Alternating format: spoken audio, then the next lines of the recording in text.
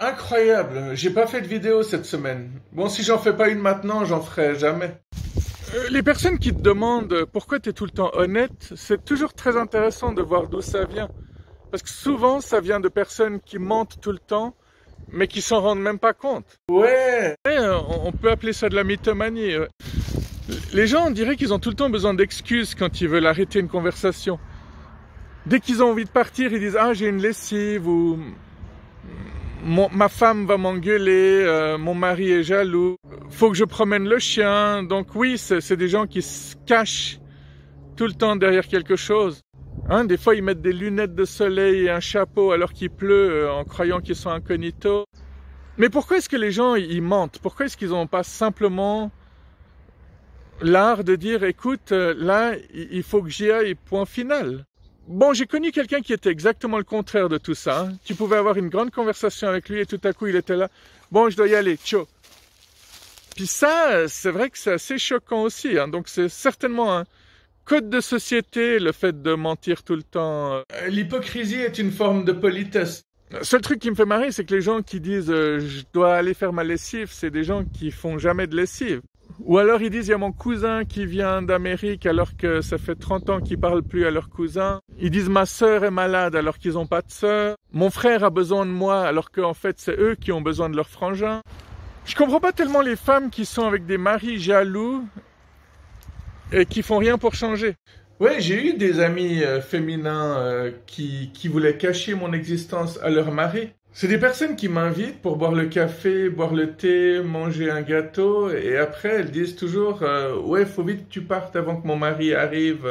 Comme si on était vraiment en train de faire quelque chose de mal, de dangereux, d'interdit. La pire situation qui me revient à l'esprit, c'était une amie qui était à l'hôpital et puis elle m'a écrit je suis en train de perdre mon bébé, désormais tu es le seul à être au courant. Et c'était son message. Du coup, qu'est-ce que j'ai fait? Je me suis inquiété, je suis allé la voir à l'hôpital. Ses parents qui me connaissaient pas m'ont rencontré, ils ont discuté, ils ont parlé avec moi et ils m'ont trouvé très sympa. Et comble de malheur, de misère, ils m'ont carrément dit « Ah, vous auriez fait un bon gendre, vous ». Ils m'ont demandé si j'étais amoureux de leur fille. J'avais répondu qu'à l'époque de l'école, oui, j'avais un petit faible, mais que voilà, hein, que je lui avais jamais avoué. C'est marrant, il y a beaucoup de personnes qui pensent qu'on les drague simplement parce qu'on est super sympa avec eux. Par contre, il y a ceux dont on est réellement raide dingue qui s'en rendent pas compte. Mais bref, de l'eau avait coulé sous les ponts depuis, hein.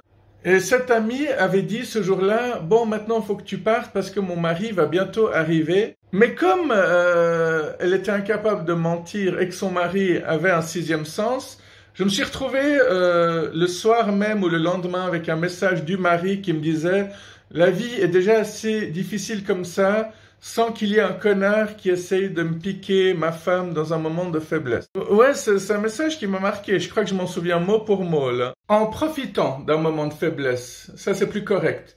Bon, petite parenthèse, je suis sûr que les parents, ils ont aussi parlé de moi, ce qui n'a pas aidé. Et le lendemain, je devais partir à la montagne avec une autre amie avec qui il n'y avait pas d'ambiguïté. Hein. Si toutes tes relations sont ambiguës, c'est qu'il y a vraiment un problème. Et une fois au sommet de la montagne, j'ai dit à cette amie, écoute, faut que je fasse un appel.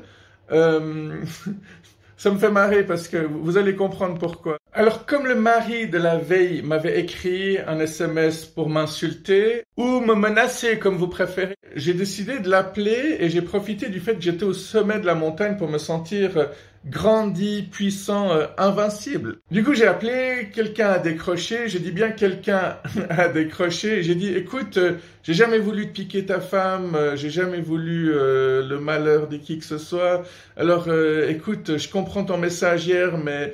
Puis tout à coup, la personne au bout du fil me fait, attendez, mais vous êtes qui, vous? Et c'est là que je me suis rendu compte que je m'étais trompé de numéro. Imagine le mec qui s'attend pas du tout à recevoir un téléphone de quelqu'un qu'il connaît pas, qui lui dit « Écoute, j'ai jamais essayé de te piquer ta femme. » C'est là que le mec se dit « J'ai une femme, moi? Ah bon ?» Je m'étais trompé d'un numéro, donc j'ai rappelé. Ouais, je sais pas du tout pourquoi j'ai pas simplement rappelé le SMS, le texto, plutôt que de composer le numéro chiffre par chiffre. Je venais sans doute de recevoir mon premier téléphone portable. Et là, j'ai ressorti ma même phrase au moment où le gars a dit allô. J'ai dit, écoute, j'ai jamais essayé de te piquer de ta femme, j'ai jamais voulu le malheur de qui que ce soit. Et en fait, ça s'est super bien passé. Le mec, en fait, il m'a avoué clairement qu'il était jaloux parce que juste avant leur mariage, sa fiancée l'avait trompé et qu'ils s'étaient quand même mariés, ils avaient fait un enfant en espérant cimenter le couple, ce qui est une relativement mauvaise idée la plupart du temps. Je ne sais pas comment ça va entre eux aujourd'hui, mais ce genre de personnes, j'ai mis une distance parce que ça devient toxique au bout d'un moment, ce genre de relation.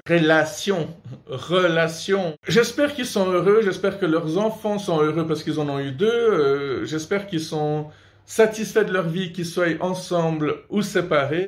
Mais il y a beaucoup de choses intéressantes dans cette histoire. Il y a le fait qu'elle, un peu perdue, écoute, je suis en train de perdre mon enfant, elle s'attendait à quoi? Elle savait que j'allais débarquer pour ensuite me dire faut vite que tu partes, il y a mon mari qui va arriver. Le mec super jaloux qui a ses raisons et qui finalement a pris la peine de m'écouter, de dialoguer avec moi. Et il m'a dit écoute, moi je veux plus que tu aies de contact avec ma femme, donc si tu veux qu'elle t'appelle pour te le dire, ce que je trouve extrêmement sympa. D'habitude les mecs jaloux, les maris jaloux, ils disent juste écoute, tu dégages quoi. Ils disent pas si tu veux, ma femme peut te dire que je veux plus que tu la vois. Hein? C'est tordu, mais c'est ça en fait la phrase. Hein? Et une fois que j'ai fini mon téléphone, je me souviens que j'avais brandi les deux mains au ciel, au sommet de la montagne.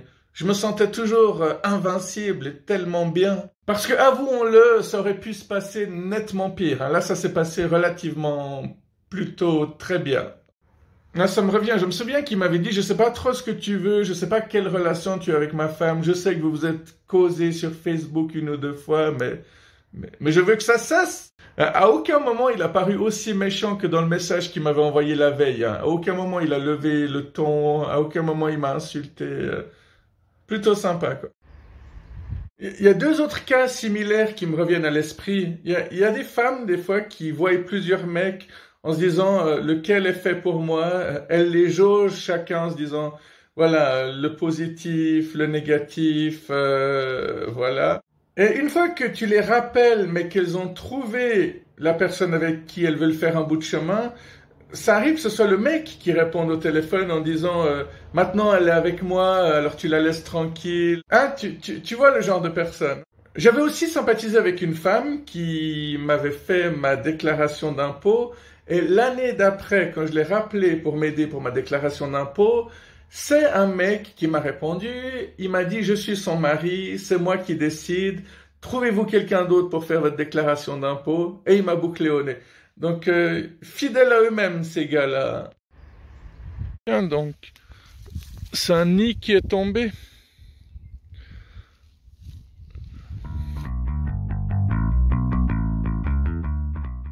Espérons que les oiseaux ont tous survécu et qu'ils vont bien.